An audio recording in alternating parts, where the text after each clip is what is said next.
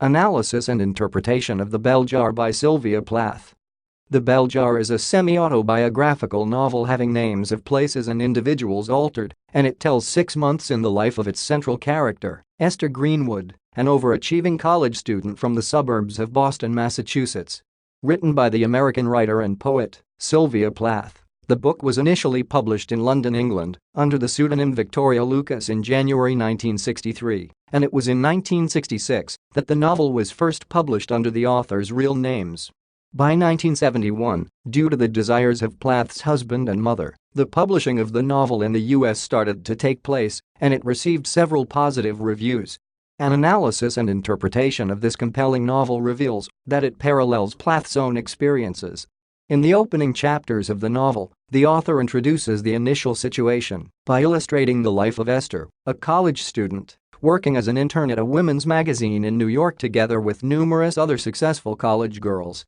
Nonetheless, regardless of the fact that Esther had almost all things that a young woman can desire to have, her life is full of a devastating sense of disaffection and hopelessness.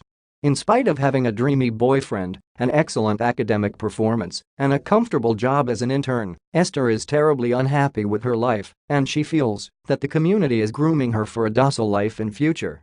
During summer holidays, she gets back home to a Boston suburb, where she proves her most horrible fears about herself. Her bitter relationship with her mom coupled with her dismissal from the summer writing program increased her emotions of alienation and despair for the rest of the summer period. This is the conflict in the story. Next, Plath introduces elements of conflict in the story. As the summer was nearing to an end, Esther's conduct became more unpredictable as her hopelessness increased, even after visiting a psychiatrist and performing in electroshock therapy. After a few uncertain trials at suicide, she made up her mind to end all her sufferings by creeping into a void beneath her house and consumed an excess dose of sleeping pills. However, she was saved in the nick of time a few days later, when she was barely alive. Further, the author introduces suspense in the story in depicting Esther's situation for the first few days following her unsuccessful suicide attempts. The time she spent at the psychiatric wards of the first 2 different hospitals did nothing to alleviate her suffering. However, the initiative that Philomena Guinea, the woman who sponsored her college scholarship, took to take her to a private psychiatric institution assisted her in coming out of her depressed state. Thereafter, the author introduces aspects of denouement in the story. At the private institution, Esther's condition got better until she was given more freedom to go walking in town, which made her to enter into a sexual relationship with a Harvard professor. Unfortunately, she bled profusely during this encounter and her fellow psychiatric patient, Joan, assisted her to come out of the ordeal. However, Joan committed suicide a few days later. As the novel ends, Esther is entering into an exit interview and one can assume that he is indeed going to be released from the psychiatric institution. Esther says, "I have been born twice, patched, retreated, and approved for the road," and makes her back to the society again. Outstandingly, several events in the novel parallel those of the life of its writer. Both the author and her fictional counterpart lost their father at their childhood, both were skillful poets who were distinguished for winning prizes and scholarships, and somehow similar to Esther, Sylvia went through electroshock therapy and went missing after a suicide attempt. Thereafter she was hospitalized for psychotherapy. Imitating the initial chapters of the book, Sylvia's real-life magazine was at Mademoiselle magazine in the early 1950s and Philomena Guinea parallels Sylvia's own patron, Olive Higgins Prouty, who funded her education while she was a student at the prestigious women's college known as the Smith College located in Northampton, Massachusetts. Sylvia was dismissed from a Harvard class taught by Frank O'Connor, and Sylvia's personal therapist, Ruth Buscher, is widely believed to parallel Dr. Nolan, who attended to Esther in the novel. A significant portion of the book that talks about the hospitalization of Esther is thought to be based on the incidences recorded by Mary Jane Ward in her autobiographical novel The Snake Pit. Consequently, the fact that Sylvia was a patient at McLean Hospital resembles the snake pit experience depicted in Ward's book. It is important to note that Sylvia intentionally based the depiction of Esther being in hospital on the practices and techniques described in Ward's novel. When the novel was initially published under its pseudonym, Sylvia was dissatisfied by the assessments that passed judgment on the book as a feminist corresponding item to the works of the American author, Jerome David Salinger.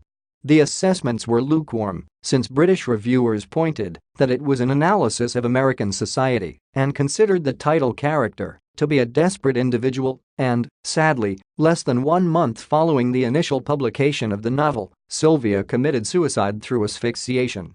The major theme of the novel is a feminist one. Its main character goes through various difficulties under the restricted responsibilities available for the women of her time and the inferiority of women to men. Thus, the story is a protest at the expectations that women are obliged to comply with so as to be regarded normal and victorious in the male-dominated society. One of the minor themes of the book is its portrayal of anxiety about death. The protagonist's suicidal imaginations as well as imaginations of death pervade the book. She is so incapacitated with anxiety that most of the time she does not respond to the things taking place around her, and she feels often in the hell of her own mind. For example, this quotation, "Wherever I sat on the deck of a ship or a street cafe in Paris or Bangkok, I would be sitting under the same glass bell jar stewing in my own sour air," introduces the symbol of the bell jar in the novel. This illustrates that Esther's suicidal imaginations are derived from a sense of suffocating isolation because of the large gap that exists between the expectation of the community about her and her own feelings and experiences, and, as such, she retreats more within herself as the bell jar is covered tightly over her. And, in the last chapter, Esther's supposed cure is depicted. How did I know that someday, at college, in Europe, somewhere, anywhere, the bell jar, with its stifling distortions, wouldn't descend again? A poem that Sylvia wrote in the month of her death, named Balloon, also illustrates this theme of anxiety of death. In the poem, she attempts to write down her thoughts about life, centering on the Christmas holiday she had just enjoyed with her family members. Moreover, she also centers on a baby boy squeaking a balloon. However, in the end, the balloon is burst, leaving only a slice of red in the baby's fist, then sits back, fat jug, contemplating a world clear as water. A red shred in his little fist. Thus, the balloon early images are incorporeal, and then the culmination approaches, without anything. In conclusion, the novel is in the genre of coming-of-age fiction because of the way it marked out the path of Esther, the protagonist in the story, as she moved in a crucial period in her life from an inexperienced teenager to an experienced young woman. The story is told in the narrator point of view. That is, the events are filtered through the novel's protagonist, which forces the readers to follow what happens inside her head. However, as much as this narrative style gives the readers a first-hand information of what is happening, it becomes difficult to get an objective view of Esther or a more detailed analysis of the other characters in the novel. Narrated from the protagonist's point of view, the novel's tone is cynical, tormented, and humorous in its portrayal of the events that take place.